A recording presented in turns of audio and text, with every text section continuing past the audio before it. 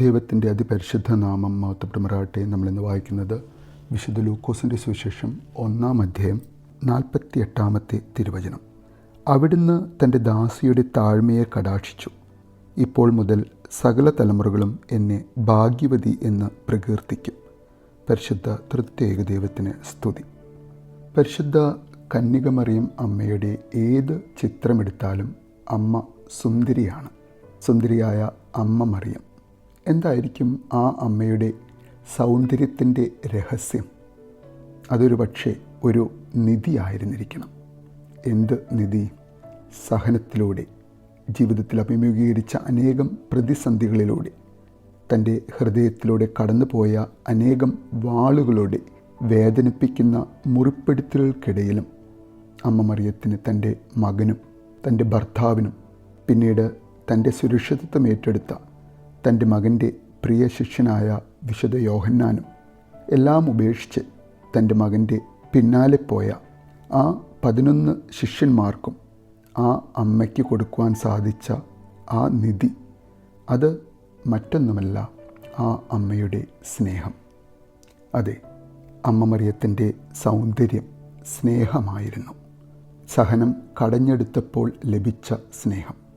സഹനത്തിൻ്റെ തീച്ചൂളയിലൂടെ തൻ്റെ ജീവിതം കടന്നു പോകുമ്പോഴും ആർദ്രമായ ഹൃദയത്തോടെ എല്ലാം കണ്ട്, എല്ലാം അനുഭവിച്ച വേദനകളെല്ലാം തൻ്റെ മകനു വേണ്ടി ഹൃദയത്തിൽ സംഗ്രഹിച്ച് ആ ദൈവപുത്രൻ്റെ ഈ ലോകത്തിലേക്കുള്ള എഴുന്നള്ളത്തിൽ ഒരു നിഴൽ പോലെ പിന്നിൽ നടന്ന് ആ തൻ്റെ മകൻ്റെ എല്ലാ മക്കൾക്കും, എല്ലാ സ്നേഹിതർക്കും അമ്മയുടെ മധ്യസ്ഥതയിൽ ആ മകനോട്, യേശുവിനോട് സംസാരിക്കുവാൻ ആഗ്രഹിക്കുന്ന ഓരോ മനുഷ്യനും സ്നേഹമായി നമ്മുടെ മുൻപിൽ വരുന്ന സുന്ദരിയായ അമ്മ മറിയം.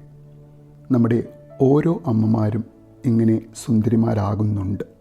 എത്രമാത്രം മക്കൾക്ക് വേണ്ടി, കുടുംബത്തിന് വേണ്ടി, ബന്ധുമിത്രാദികൾക്ക് വേണ്ടി, സ്നേഹിതർക്ക് വേണ്ടി ഏതൊരമ്മയും ത്യാഗങ്ങൾ അനുഷ്ഠിക്കുവാനും സഹിക്കുവാനും കഷ്ടപ്പെടുവാനും തയ്യാറാകുന്നുണ്ടോ, അത്രമാത്രം നമ്മുടെ ഓരോ അമ്മമാരും സ്നേഹത്തിൻ്റെ ഒരു സുന്ദര മുഖമായി മാറുന്നുണ്ട്. നമ്മുടെ അമ്മ എത്രമാത്രം നമ്മുടെ ബാല്യത്തിൽ നമുക്ക് വേണ്ടി കഷ്ടപ്പെട്ടു എന്ന് നമുക്ക് ഓർമ്മയുണ്ടാവില്ല.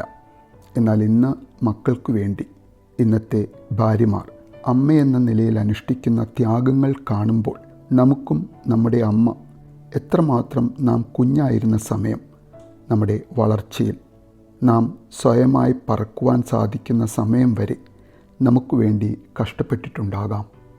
ഗർഭകാലം മുതലുള്ള അരിഷ്ടതകൾ, ഇഷ്ടാനുസരണം കിടക്കാൻ പോലും സാധിക്കാത്ത വിധത്തിലുള്ള സാഹചര്യങ്ങൾ, ശാരീരിക അസ്വസ്ഥതകൾ, മണിക്കൂറുകൾ ഇടവിട്ടിട്ടുള്ള മുലയൂട്ടലിനു വേണ്ടിയുള്ള ഉറക്കം നഷ്ടപ്പെടുത്തലുകൾ, കരയുമ്പോൾ പകലും രാത്രിയിലും തോളത്തിട്ടിട്ടുള്ള സ്വാതന്ത്ര്യങ്ങൾ, അങ്ങനെ 10 മാസങ്ങൾക്കപ്പുറം പോകുന്ന ഓരോ അമ്മയുടെയും ത്യാഗങ്ങളും കഷ്ടപ്പാടുകളും.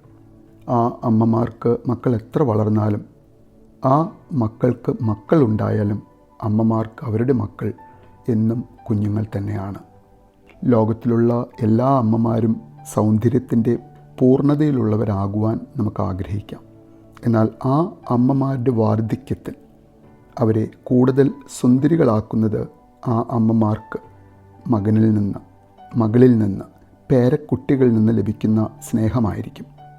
ലോകത്തിലെ എല്ലാ സുഖസൗകര്യങ്ങളും സമൃദ്ധിയും ലഭിച്ചാലും മക്കളുടെ സ്നേഹമാകുന്ന സൗന്ദര്യം ലഭിച്ചില്ലെങ്കിൽ അമ്മമാരുടെ സൗന്ദര്യവും ഇല്ലാതാകാം.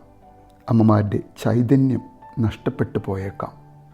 നമ്മുടെ അമ്മ സുന്ദരിയായിരിക്കണം എന്ന് നാം ആഗ്രഹിക്കുന്നു എങ്കിൽ നമ്മൾ അവരെ കൂടുതൽ സ്നേഹിക്കുവാനും, അങ്ങനെ നമ്മുടെ സ്നേഹം, നമ്മുടെ വാത്സല്യം ഓരോ അമ്മമാരെയും അവരുടെ വാർദ്ധക്യത്തിൽ കൂടുതൽ സുന്ദരികളാക്കട്ടെ എന്ന് നമുക്ക് ആഗ്രഹിക്കാം. പരിശുദ്ധ കന്യകമറിയം അമ്മയുടെ സൗന്ദര്യത്തിലാണ് നാം തുടങ്ങിയത്. ആ അമ്മയുടെ സൗന്ദര്യത്തിൻ്റെ രഹസ്യം അത് മറ്റൊന്നുമല്ല.